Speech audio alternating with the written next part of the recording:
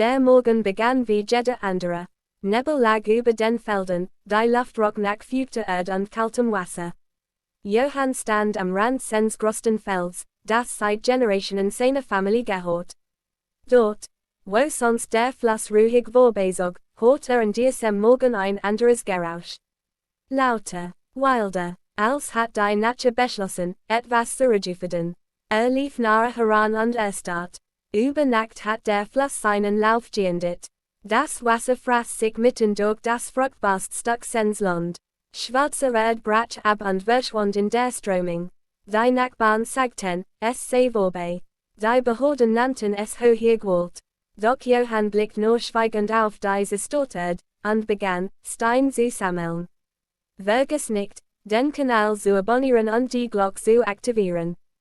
Denn hielt erzählen wir die unglaubliche Geschichte eines Manns, der gegen einen Fluss kämpft, gegen Zweifel, gegen die Natur selbst, und etwas schafft, das niemand im Dorf für möglich hielt. Schreib uns außerdem in die Kommentare, ob du an Wunder glaubst, oder nur an Hartarbeit. Johann Brenner war kein Mann großer Wort. Im Dorf sagte man oft, man kann 10 Minuten neben ihm stehen, ohne dass mehr als 2 Sätze sprach. Aber wenn etwas sagte, hört jeder zu. Nicht, weil sein Stimme laut war, sondern weil sein Gesicht aussah, als hat das Leben jede einzelne Volk dort mit einem Messer eingeschnitten. War 62 Jahre alt, als der Fluss sein Land nahm. Der Hof lag am Rand eines kleinen Dorfs irgendwo zwischen alten Hügeln und endlosen Feldern. Schon Johanns Großvater hat dort gearbeitet. Damals war der Fluss schmal gewesen, fast friedlich. Kinder badeten im Sommer darin, Kühe tranken daraus, und niemand dachte daran, dass dieses Wasser eines Tages so Gefahr werden konnte. Doch in den letzten Jahren hat sich etwas verändert. Die Winter wurden nasser, die Regen voll harter, immer öfter trat der Fluss über die Ufer. Zuerst nur ein wenig, dann immer mehr. Johann beobachtet das alles schweigend. Andere Bauern beschwerten sich im Wirtshaus. Sie schimpften auf das Wetter, auf die Regierung, auf die neuen Zeiten. Johann dagegen ging jeden Abend zum Ufer und sah einfach nur hin. Als würde auf etwas warten. In jener Nacht im Oktober begann der Regen kurz nach Mitternacht. Kein gewöhnlicher Regen. Es war, als würde der Himmel aufbrechen. Der Wind schlug gegen die Fensterläden, Dachziegel klapperten, Hund bellten im Dorf. Johann stand lang am Fenster. Sein Sohn Martin wollte ihn beruhigen. Das geht vorbei, aber Johann antwortete nicht. Gegen 4 Uhr morgens hörten sie das erste Kraken. Nicht laut, eher dumpf, wie ein riesiger Ast, der bricht. Dann noch einmal. Johann zog sofort seine Stiefeln und lief hinaus in die Dunkelheit. Der Regen peitscht ihm ins Gesicht. Der Boden war weich wie Brei. Als das Feld erreicht, blieb er stehen. Der Fluss war verschwunden. Zoomend ist dort, wo Jahrzehntelang gewesen war. Stattdessen schoss das Wasser mitten durch das Maisfeld. Ein neuer Arm hat sich gebildet. Gewaltig, braun, rasend schnell. Meter Meter riss die Strömung mit sich. Johann sagte später, haben diesem Moment nicht in Geld gedickt. Nicht in Ernst, nicht einmal in die Zukunft. Hab nur daran gedickt, dass dort unten sein Vater gearbeitet hat. Und sein Großvater, und dass der Boden jetzt verschwand. Die nächsten Tage fühlten sich wie ein Begräbnis. Die Nachbarn kamen vorbei, manch halfen, andere schüttelten nur den Kopf. Da kannst du nichts machen. Der Fluss nimmt, was will. Das Land ist verloren. Selbst die Ingenieur der Bezirksverwaltung sahen wenig Hoffnung. Ein junger Mann mit saubere Jacke sieht Johann Karten und Satellitenbilder. Der neue Lauf ist stabiler, klar, sachlich. Die Natur sucht sich ihren Weg. Johann fragte nur einen einzigen Satz. Und mein Feld. Der Ingenieur schwieg kurz. Dann sagte das wird wahrscheinlich nie wieder nutzbar sein. Nie wieder. Dies wird fressen sich tiefer in Johann hinein als das Wasser in den Boden. In den Wochen danach wurde der Hof still. Martin begann bereits darüber nachzudenken, das verlorene Land aufzugeben. Seine Frau sprach davon, einen Kredit aufzunehmen. Wir leicht Maskinen verkaufen, wir leicht einen Teil des Hofes verpackten. Doch Johann sagte kaum etwas. Bis zu jenem Morgen Ende November. Martin fand ihn hinter der alten Schirn. Lud Stein auf einen Anhänger. Großstein, Schwerstein, was machst du da? Johann hob einen weiteren Brocken hoch. Ich hol mein Feld zurück. Martin dacht zuerst, sein weiter meines nicht ernst. Aber am nächsten Tag stand Johann wieder dort.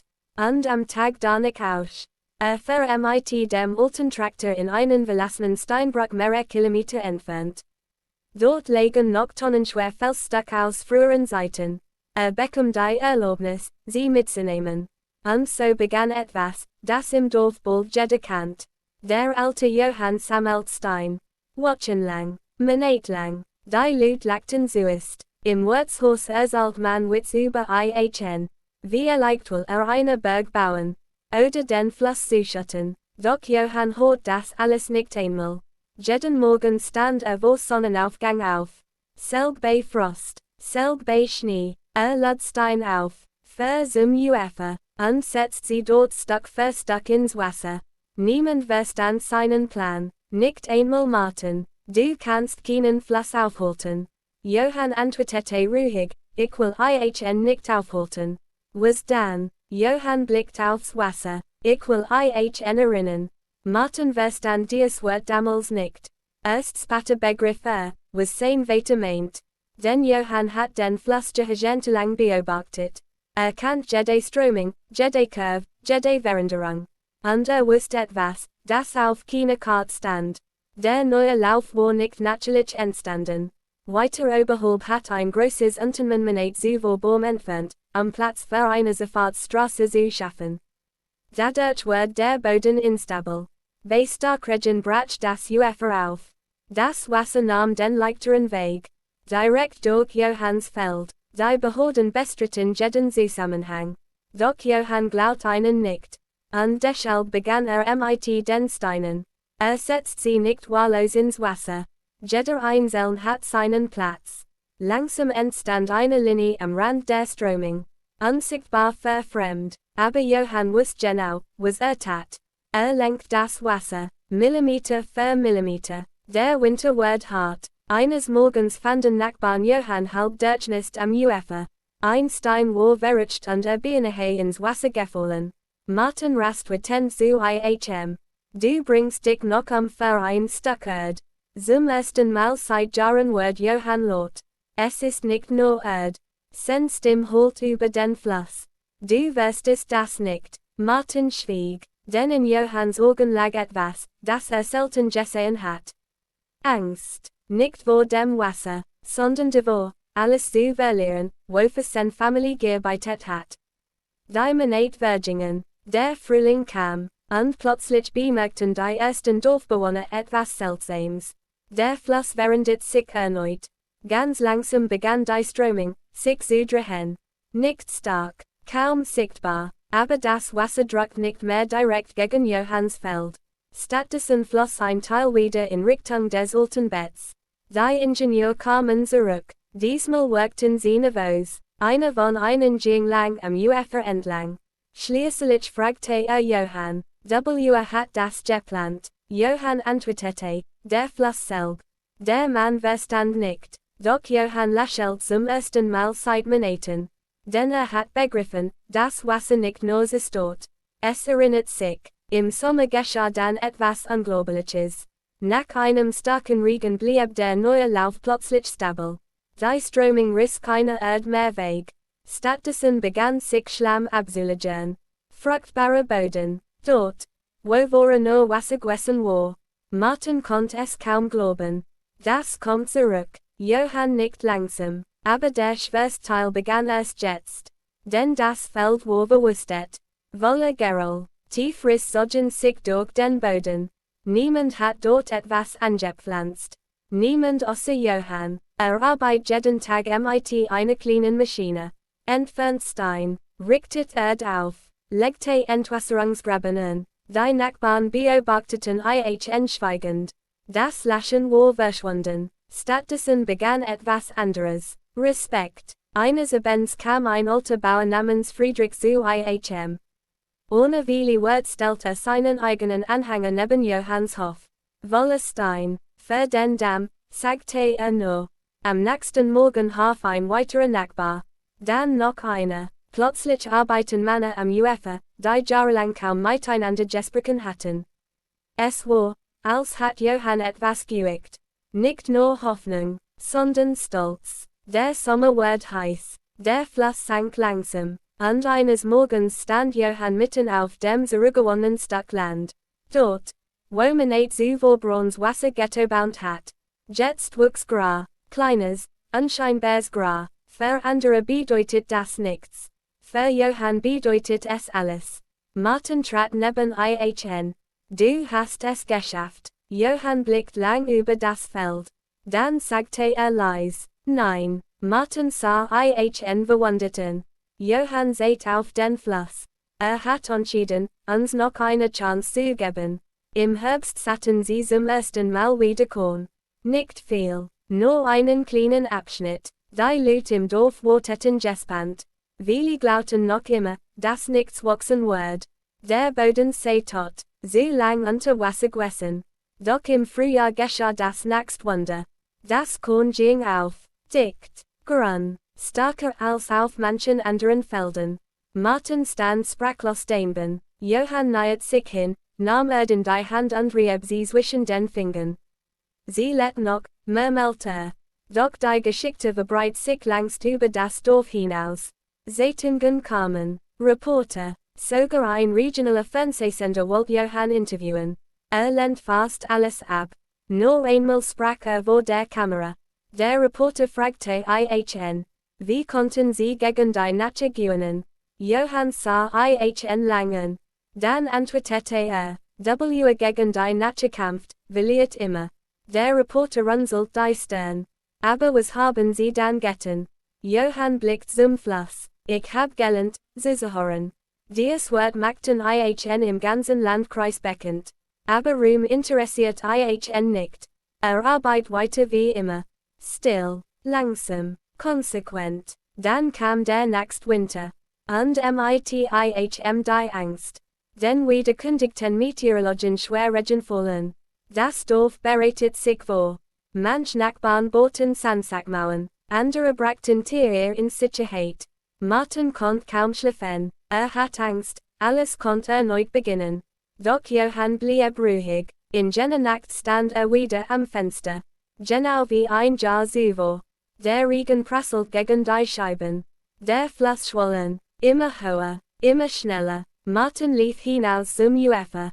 Die Strömung donnert gegen die Stein. Sekunden fühlten sich wie Stunden an.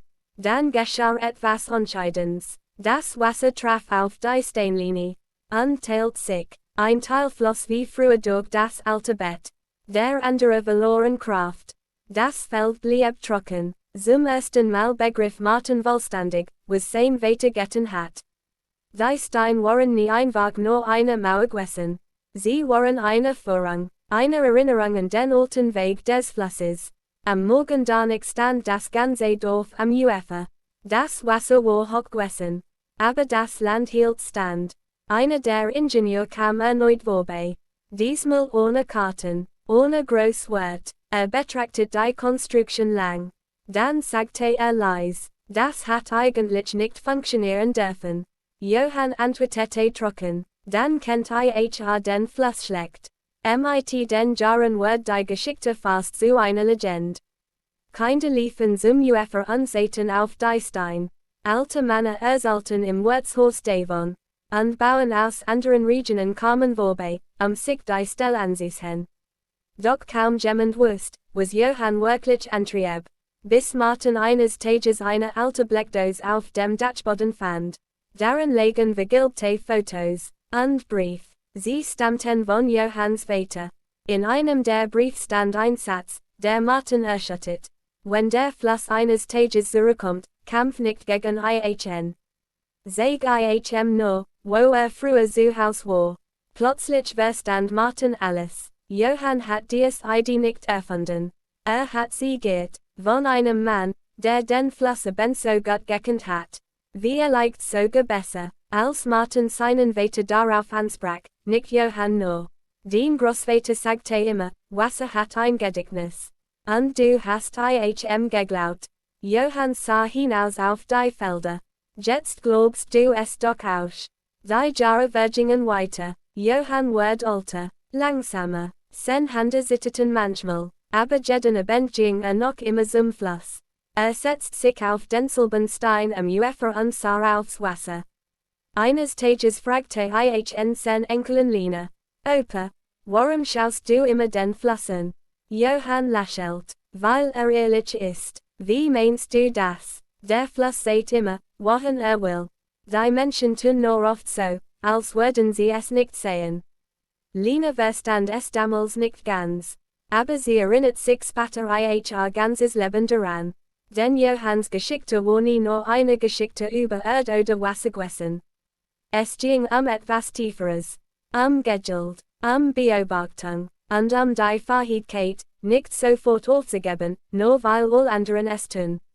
Viele Jahre später, nach Johanns Tod, stand Martin allein am Ufer. Der Fluss floss ruhig wie damals in seiner Kindheit. Das Feld daneben war eines der fruchtbarsten der Gegend geworden. Martin hob einen kleinen Stein vom Boden auf. Abgerundet vom Wasser. Still, schwer. Erinnert sich an die Nacht im Regen. An die Angst. An die Wort seines Vaters. An das Schweigen. Und plötzlich begriff etwas. Johann hat nie nur sein Feld zurückholen wollen. Wollte beweisen, dass man nicht alles verlieren muss, nur weil die Welt sich verändert. Manchmal braucht es keinen großen Kampf. Keine Maschinen. Keine Gewalt. Manchmal reicht ein Mensch, der lang genug hinsieht. Und Stein für Stein nicht aufhört. Noch hüt allen die Leute im Dorf von jenem Winter, in dem der Fluss seinen Lauf ändert. Aber wenn sie von Johann sprechen, sollen sie nicht von einem Bauern, sondern von einem Mann, der verstand, dass die Natur kein Feind ist. Und dasselbe ein wilder Fluss manchmal bereit ist zu reagieren, wenn jemand den Weg sieht.